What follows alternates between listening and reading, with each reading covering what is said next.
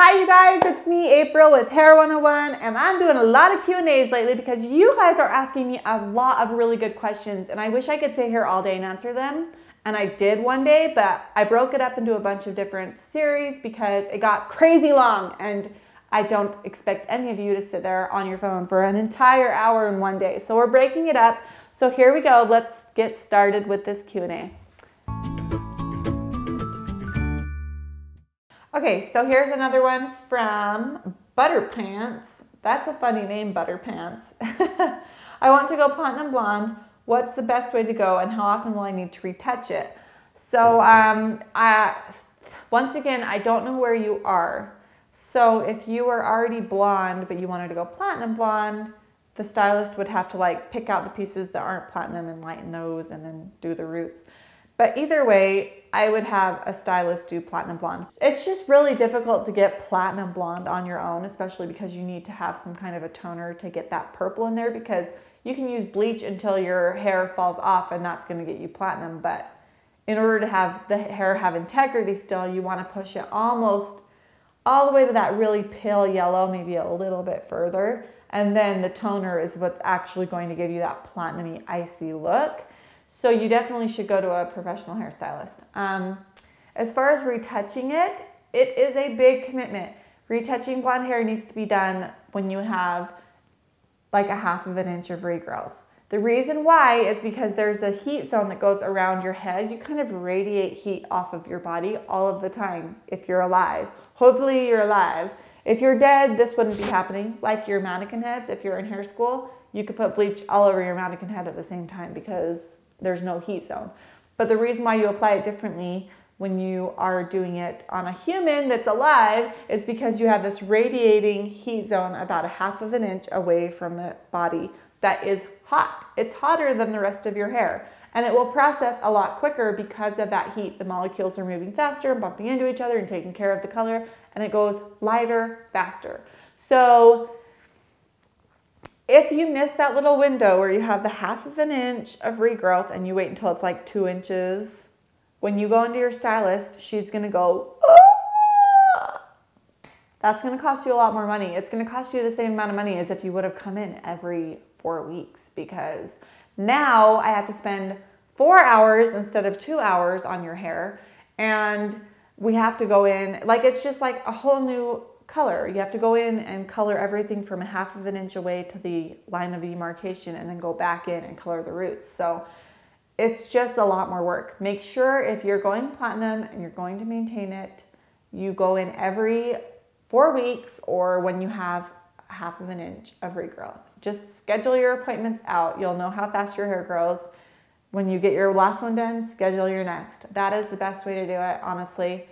And it's worth it because your hair is going to feel better and look better if you do it that way. So blondes are a lot of work, not going to lie, but they're so pretty. We all love it. Okay, IMNXTZ says, I'm trying to grow my hair long. The last time I cut it was 2 years and 4 months ago, and it was just above my shoulders. Well, it's only grown to my mid-chest area. Any tips to make it grow faster? All right, so here's my tips. You're gonna wanna look into breakage. Most likely your hair is still growing, because if you were to have colored your hair, you probably would still see about the same amount of regrowth. If you're not seeing any regrowth, then you need to let me know how that's possible, because that's kind of nice because your colors are probably lasting a lot longer. But I'm guessing what's happening is that your ends are actually breaking off. So your hair's still growing, but the ends are breaking off. Whether it's because you're sticking it in a ponytail that's really tight, maybe it's because it's been chemically treated so much and it just kind of breaks when it gets to a certain length. There's a lot of reasons why you could be getting a heat haircut when you're curling it or blow drying it. So you just need to maybe strengthen your hair. I would try doing a few deep conditions. Olaplex would be good to try. I would also do like a protein or a keratin. There's a lot of like the Redken cat treatment. You can do a lot of treatments on it that would help maybe strengthen it so that it's not breaking, but most likely your problem is breakage. So definitely look into your hair and think of it that way instead of just thinking, oh, my hair's not growing, because I'm guessing most likely it's still growing, but you need to figure out a way to stop your breakage. Okay, I can't really say your name on Instagram. I think it's Alyssa Lane Taylor. So she asks, is there a consistency for balayage that has helped you control it better? I have experienced some small spots because it doesn't go on as smooth as I would like.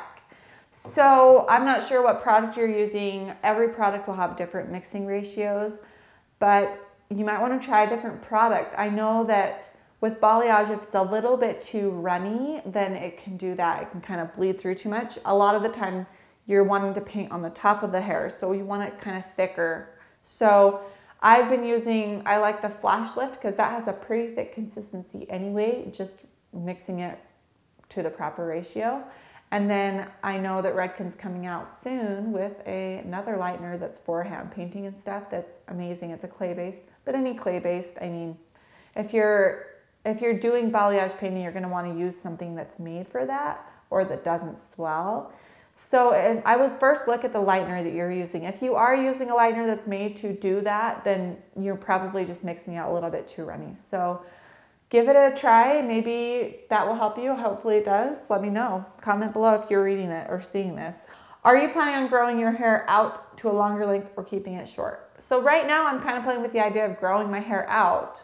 And I have this asymmetric thing going on, so most likely I'm going to, like, eventually when this gets a little longer, chop some of this off or maybe just keep it. I don't really know. I'm going to kind of fly by the seat of my pants and let's see what happens. But in my head right now, I'm growing it out. We'll see. Maybe this summer I'll have long, beachy waves. We'll see. Okay, so SCP-829 says, tips for creating volume in fine, long hair. Okay, this is hard because fine, long hair, it's usually fine and thin.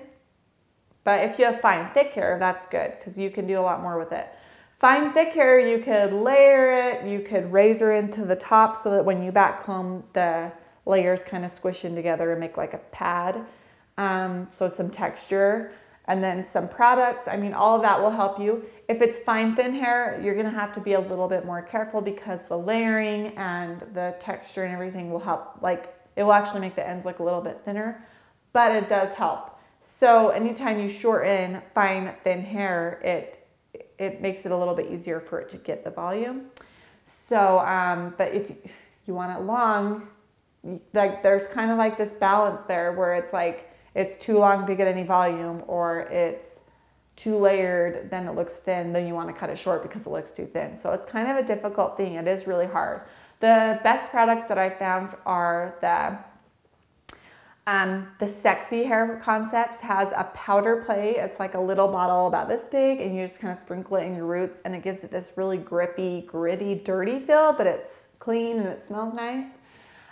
So that's an awesome product, but you have to mix it with back combing too. So I would suggest the best thing to do would be to have a stylist that knows what they're doing, put a little bit of razor texture just in that area where you're trying to get the volume, just kind of like pencil out just a few pieces, and you do it like where the hair naturally bends. So I wouldn't do it, you don't do it right at the scalp, you leave like 2 inches or 2.5 inches, and then you start the texturing above that. And so then when you take the comb in and you push down and you're back combing it, those shorter hairs will like lay down and make like a little pad, and then the hair lays on top of it and you'll get a lot of volume. And it will stay. The problem with fine hair, if you don't have that texture in there and you go and back comb, it will just like slip and slide and untangle itself, and all of a sudden your hair's flat again. So yeah, product and then that little teeny bits of texture in the crown or wherever you're trying to get the volume. Usually it's right here in the back of the head. But I don't know, maybe you're trying to get like big bangs or something, then you would do it there. But yeah, hopefully that helped you. Hannah Joe 714 says, how do you manage your clientele and maternity leave? Ah, that's so hard. Okay, this is the 5th time I've been in this boat. I'm going to tell you what I did the other times, because this time I feel like I kind of just, it was harder every single time I had a kid, and this time was the hardest. But I would just be honest with my clients. I would try to squeeze them in before I got too big, and then if I couldn't do it, I would just refer them to someone else. And I definitely like cut back a little bit with each kid. But But you know what? I feel like if you have someone that you trust that you can send them to that does what you do similar to what you do, that builds trust with them too. Like there's somewhere else that is safe for them to go and that they know that it's safe for them to go there. Like you're not going to be all offended and your feelings aren't going to get hurt. You have to be like, having a baby is a big deal. And if you're like me, at least, like I usually end up sacrificing some of my clientele because I'm just like, I can't do it all. So I cut back a little bit, and sometimes they come back after and sometimes they don't, but that's okay with me.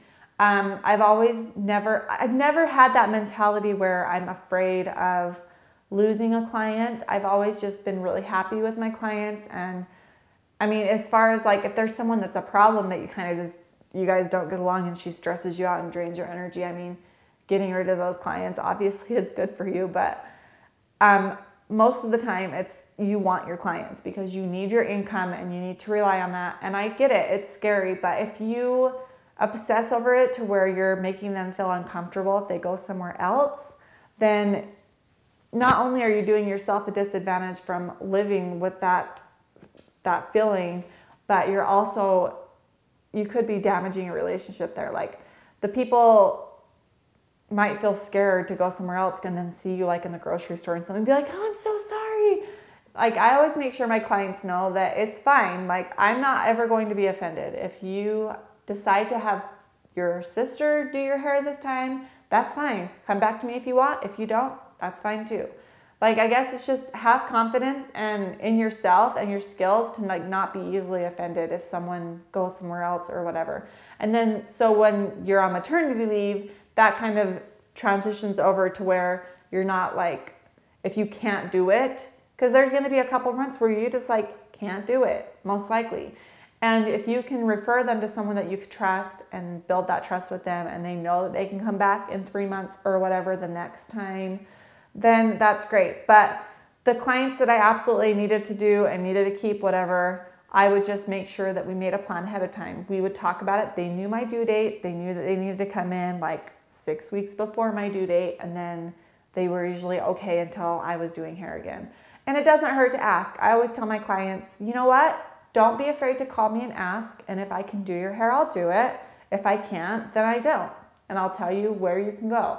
So there's really not an easy answer to that. It's just a matter of prioritizing. You just have to make sure that you're not neglecting one thing or the other. If you're neglecting yourself, then you're going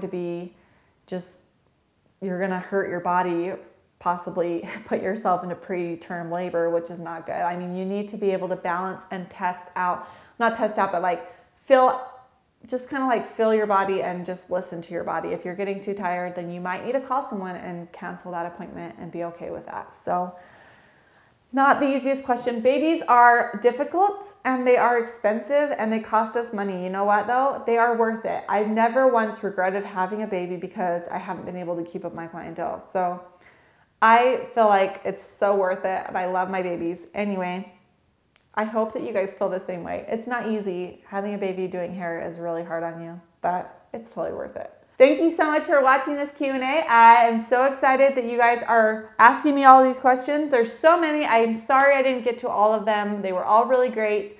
Thank you so much. Make sure you're following me on all of the internet special spots and make sure you subscribe down below. See you guys next time. Make sure you also give me a comment. Comment below and let me know what hair videos you want to see in 2016. Okay guys, we'll see you next time. Bye.